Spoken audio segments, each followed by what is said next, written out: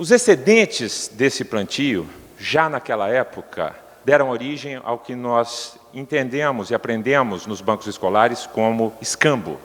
Ou seja, escambo é troca. Então, quando o barter teve origem?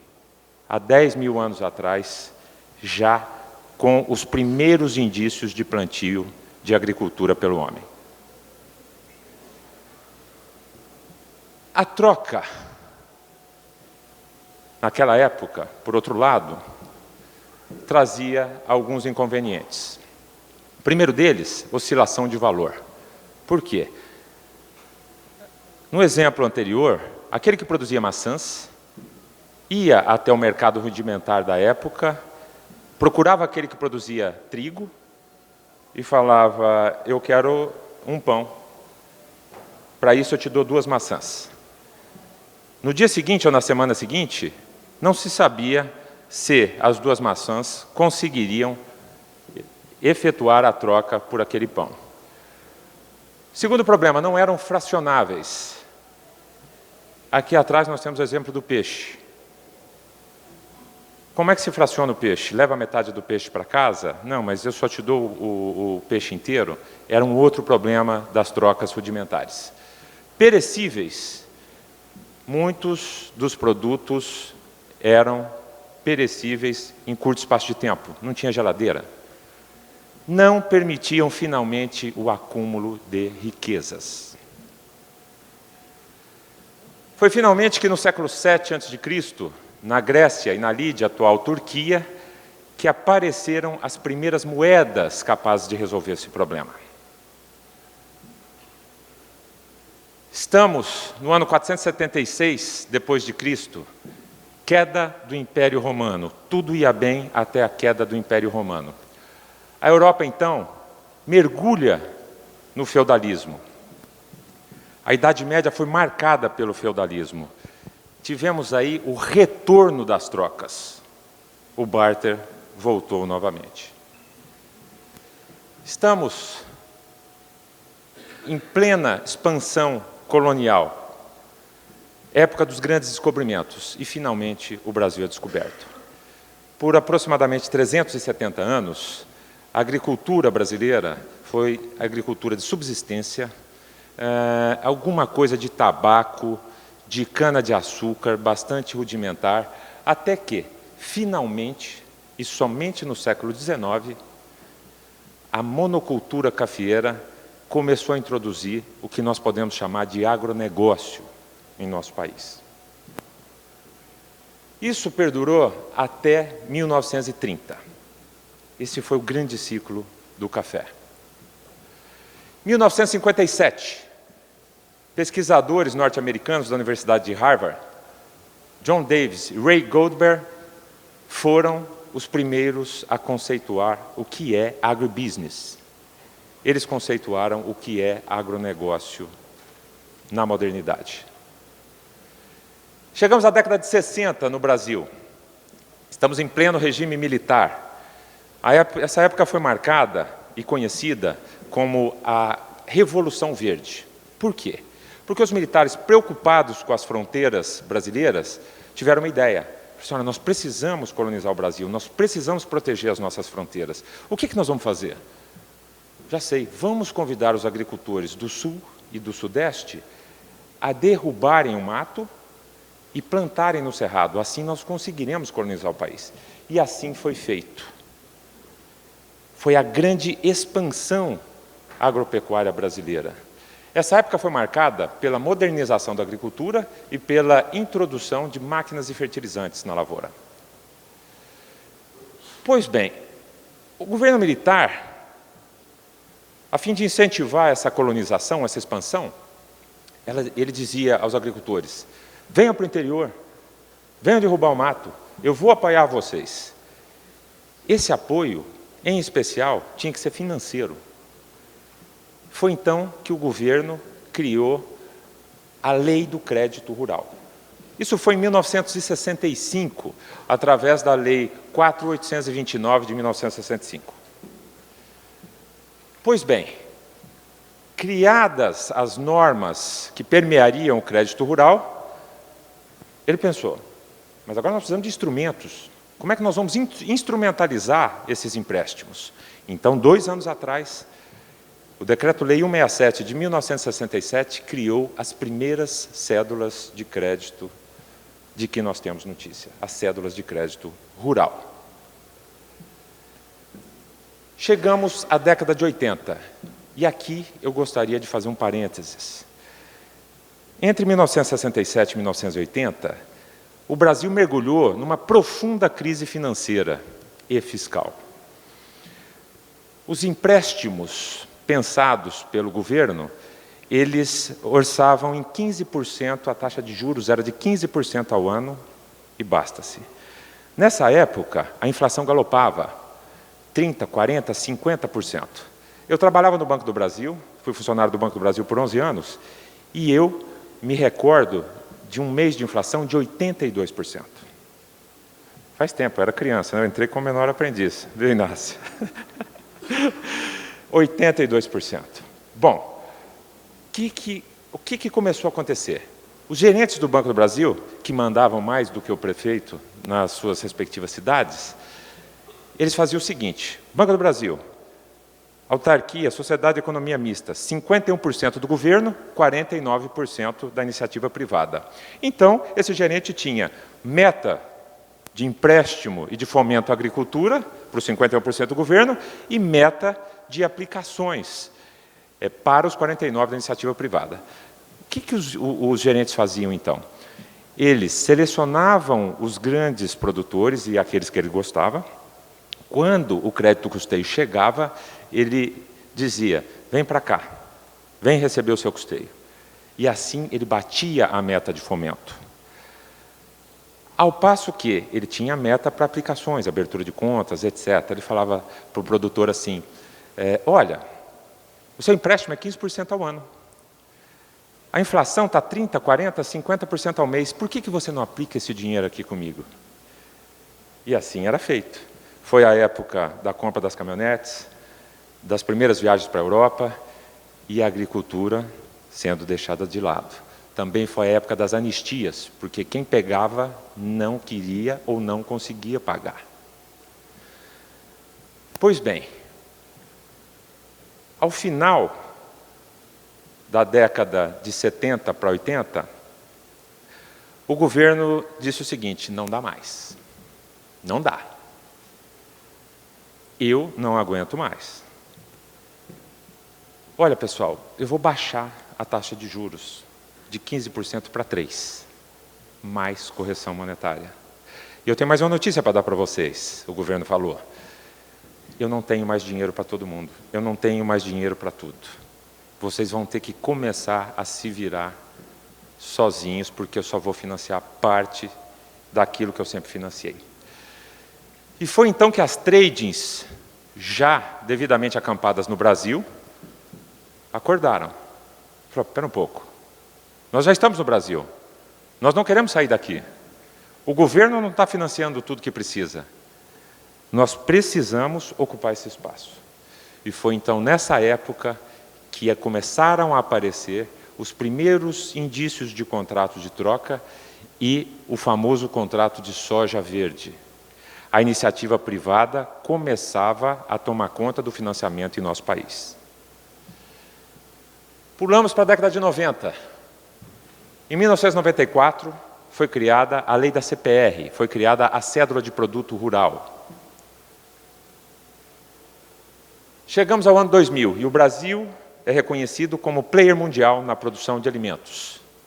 Em 2004, uma nova lei, a Lei dos Novos Títulos do Agronegócio, fechou o ciclo de aparelhamento do financiamento do agronegócio com a criação dos tais novos títulos do agronegócio, que são eles, o CDA-WA, CDCA, CRA e LCA. Os senhores vão entender a importância desses títulos que, junto com as CPRs e contratos, formatam hoje um crédito rural bastante diferenciado, que é essencial às operações de barter. Já, já. Foi nessa época também que começou a divisão entre agricultura e agronegócio, onde se entende agricultura, tudo aquilo que acontece dentro da porteira, e agronegócio como aquilo que acontece dentro e fora da porteira. 2010.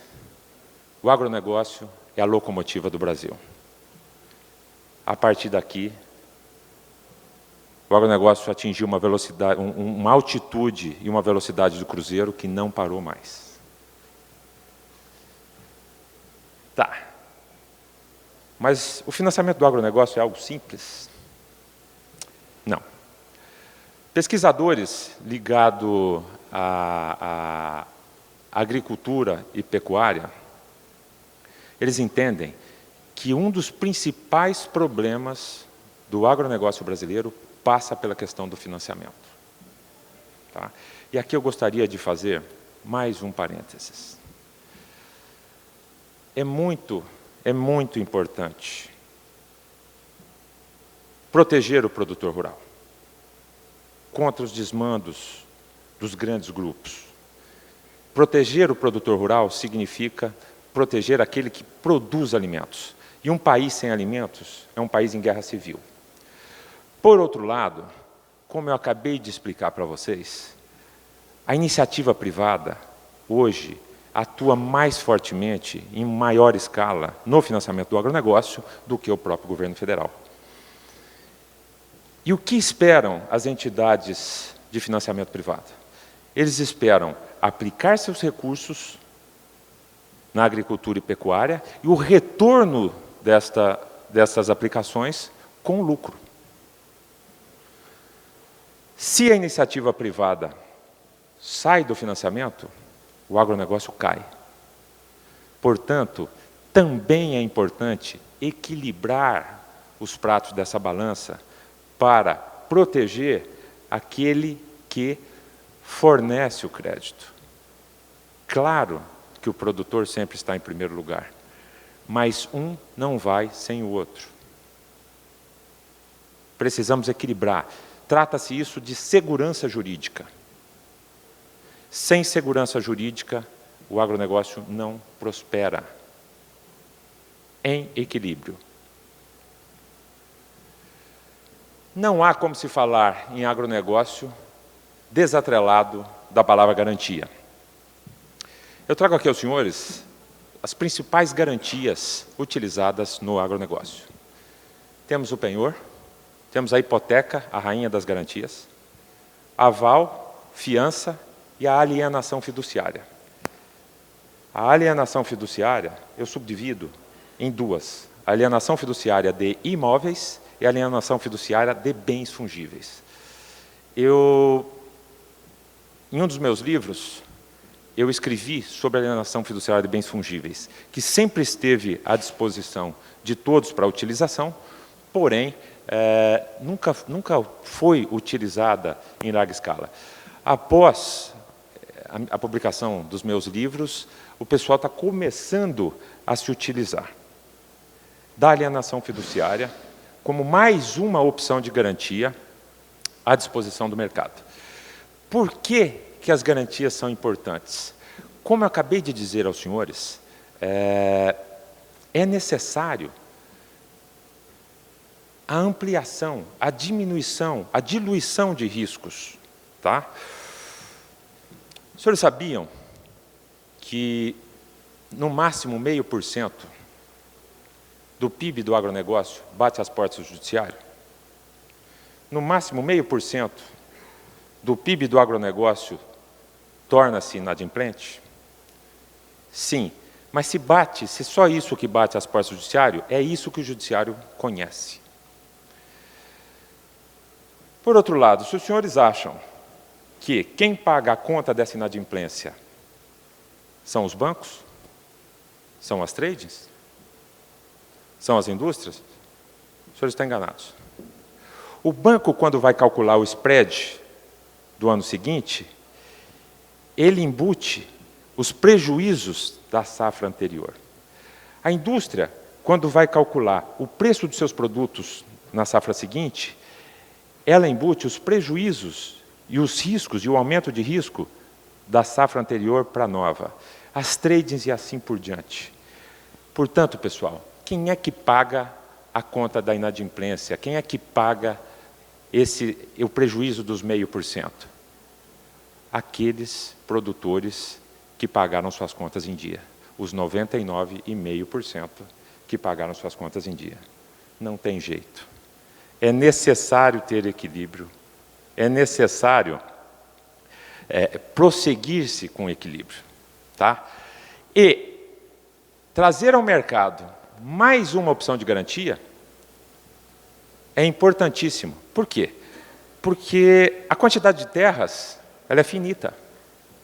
Ela não dá para garantir todo o financiamento que o produtor precisa. Então é necessário penhor, é necessário o aval, a fiança, e se nós levarmos mais uma garantia sólida e de credibilidade para o credor, nós vamos conseguir diminuir o custo do financiamento. Diminuindo o custo do financiamento, o spread diminui, o preço dos produtos diminui e assim por diante.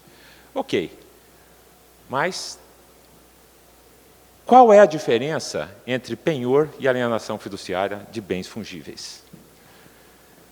No penhor, o credor detém a posse jurídica, mas não tem a propriedade. Na alienação fiduciária, de soja, de café, de milho, de algodão, o credor detém a propriedade jurídica, mas não tem a posse. Bom, houve uma inadimplência. Como é que funciona?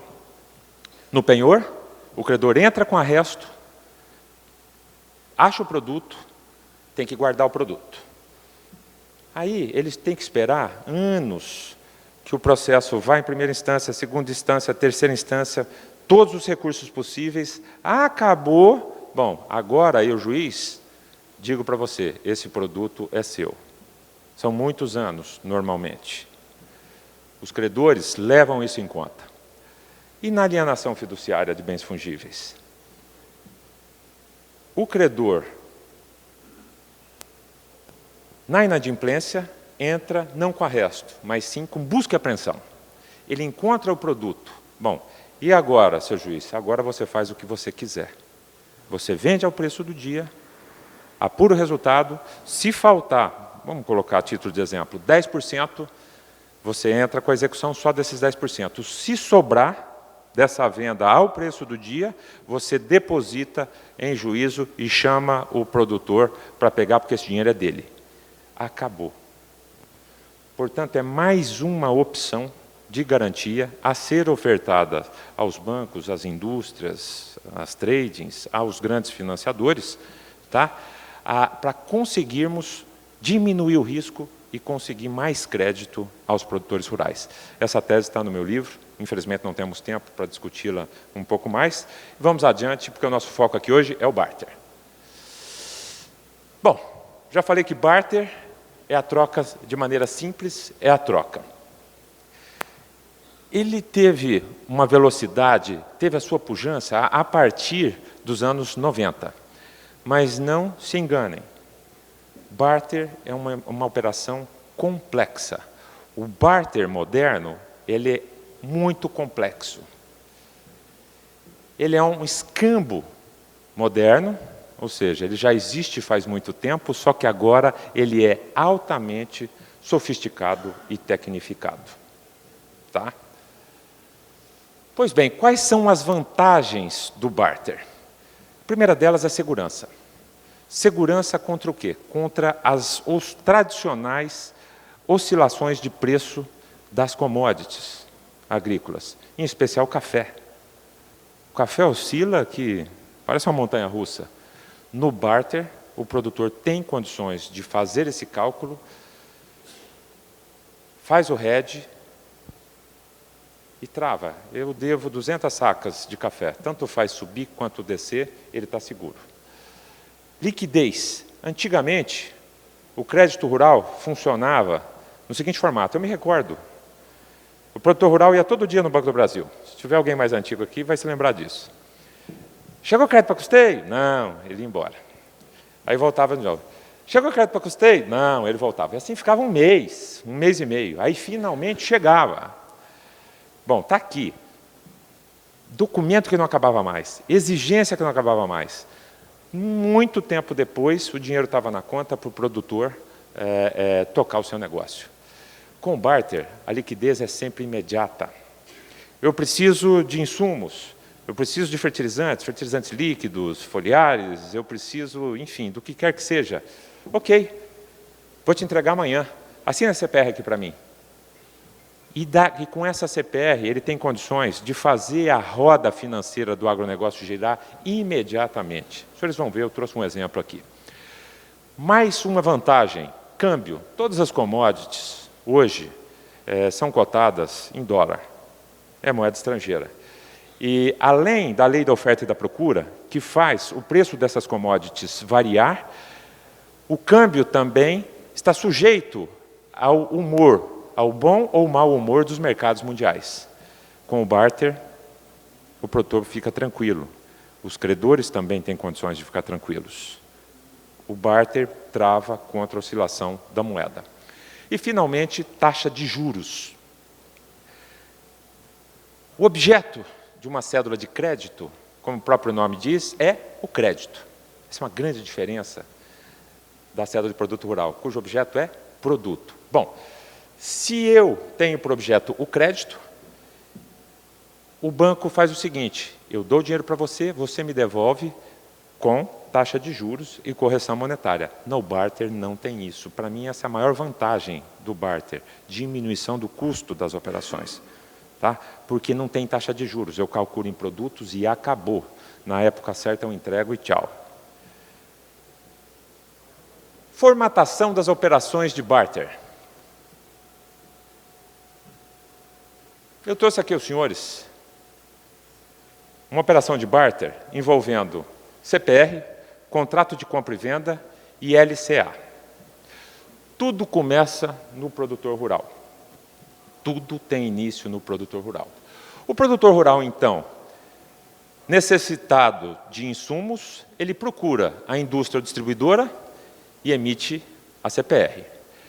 Esta, por sua vez, fornece os produtos que o produtor rural necessita. A indústria, então, de posse dessa CPR, procura o agente financeiro, um banco de varejo, pode ser, tá? Isso acontece hoje naturalmente, e endossa a CPR para o agente financeiro. Este, por sua vez, antecipa o pagamento referente àquela CPR à indústria ou distribuidora. Nesse ínterim, o produtor rural firma com a trade ou agroindústria um contrato de compra e venda dos produtos agrícolas que ele está produzindo. Concomitantemente, o agente financeiro emite no mercado uma LCA e vai buscar investidores. Quem são esses investidores? Pessoas físicas. Eu, qualquer um de vocês, qualquer um do mercado, que, atraídos pelas taxas de uma LCA que tem isenção fiscal, portanto, parte disso é repassado para o investidor e o retorno desse investimento torna-se maior.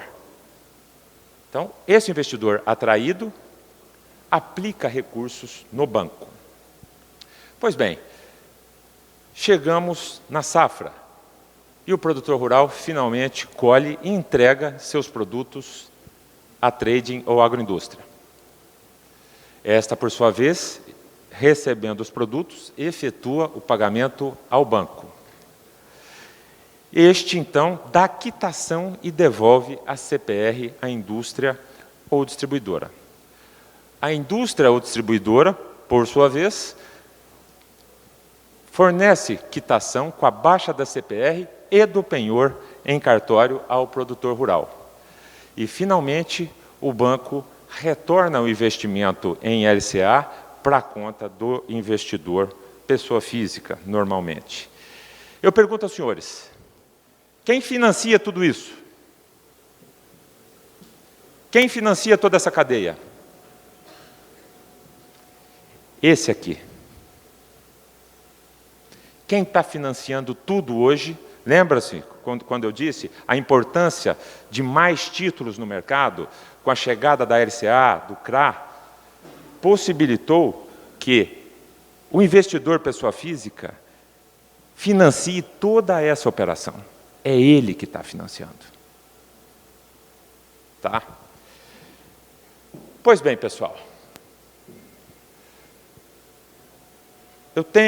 Esses aí são os 2 livros que eu já publiquei, o Manual Jurídico da CPR e o Crédito Rural. Este exemplo está mais dimensionado nos meus livros, e eu trago lá, além de um mergulho maior nesse tema, outros modelos. Tá? E eu trouxe, então, um presente especial aos participantes desse evento, aqueles que entrarem no nosso site, www.reisadvogados.com. Vocês poderão façam o cadastro e façam o download. Eu gravei 5 vídeos de aproximadamente 10 minutos, onde eu me aprofundo um pouco mais no barter e trago outros modelos de barter estruturado e aparelhado como este, utilizando outros títulos, utilizando outros entes do mercado. Tá? Pois bem, pessoal, estamos chegando ao fim da nossa apresentação. E uma pergunta ainda paira no ar. Qual é a semente dos negócios milionários?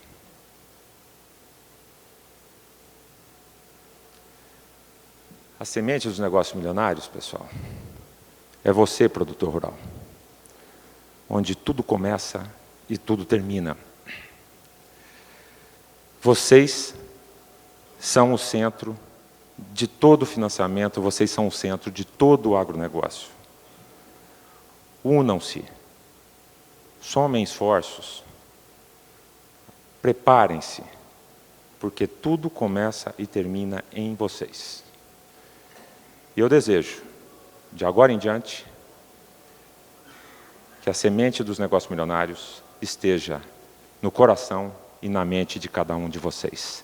Muito obrigado e até uma próxima oportunidade.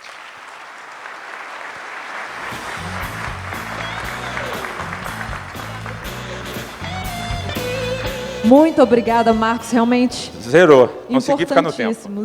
Zerou, mas cabe uma perguntinha. Quem gostaria de fazer uma pergunta para o Marcos? Temos alguma pergunta?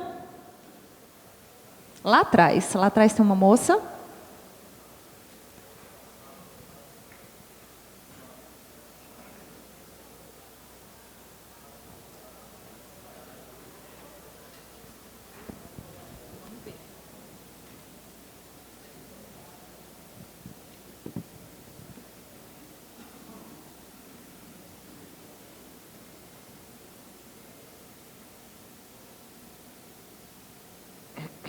Meu nome é Márcia, Taquiute de Monte Carmelo, e eu gostaria de perguntar se a gente já fez troca barter e ela é registrada no cartório, no livro 2, e essa alienação fiduciária seria que tipo de registro? Os trâmites de negociação? Idêntico ao penhor. Idêntico ao penhor. Qualquer banco. É idêntico ao penhor. Mas tá? Eu não conheço muito bem, eu não sei se... Eu nunca fiz uma alienação fiduciária. Para falar a verdade, quase ninguém nunca fez. Seria livro 2 e... Mesmo livro de registro do penhor. Só livro 2? Só no livro 2, basta. O custeio Tá. são... Mas o registro de penhor não é no 3? O custeio é no 3, hein? No livro 2 e 3. Penhor é no no livro 2, no 3. Penhor é livro 3. Olha, tem que acompanhar o penhor, vai para o livro 3. Vai ser novidade para todos vocês. A alienação fiduciária, em especial na CPR, está prevista na lei da CPR desde 1994, pessoal. Desde 1994. A turma nunca usou, porque a lei da alienação fiduciária ela foi inventada para carros, tá? Para financiamento de veículos. Como é que funcionava? O veículo tem chassi. Então, você precisava buscar e aprender aquele veículo, tinha 3 carros idênticos, 3 Fiat Uno vermelhos. Tá, o que diferenciava um do outro era o chassi. O grande problema da alienação fiduciária de commodities, apesar de já inscrita na lei da CPR de 1994, era café não tem chassi. Soja não tem chassi. Mas isso foi resolvido com uma nova lei, se não me engano, no ano de 2005, foi tirada essa dúvida, permitindo e explicando como é que funcionaria e que estaria legal o credor buscar e aprender café de igual teor, qualidade e forma. Então, isso foi solucionado. Só que isso veio, nós moramos e habitamos num país legalista. Então, a ninguém é permitido ou obrigatório fazer ou deixar de fazer alguma coisa, a não ser em razão de lei. Mas a forma com que as leis em nosso país são feitas, nem sempre são tão organizadas. E essa lei passou despercebido, que o Congresso fez o seguinte, colocou assim, essa lei modifica não sei o que do INSS, cuida também do direito ambiental nisso, naquilo, autoriza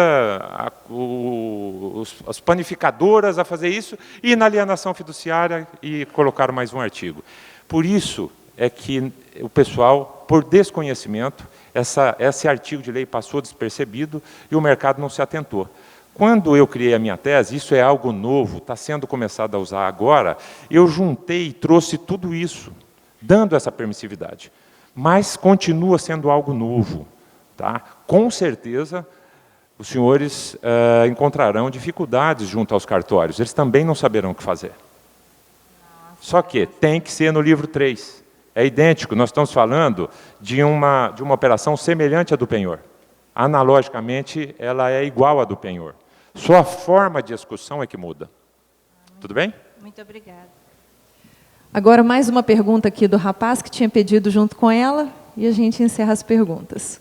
Boa tarde, meu nome é Alessandro, eu represento a CJ Select, a gente é parceiro da Encof aqui. Parabéns, Marcos, pela brilhante palestra. Muito orgulho de ser seu amigo e do seu escritório ser um dos nossos parceiros na companhia.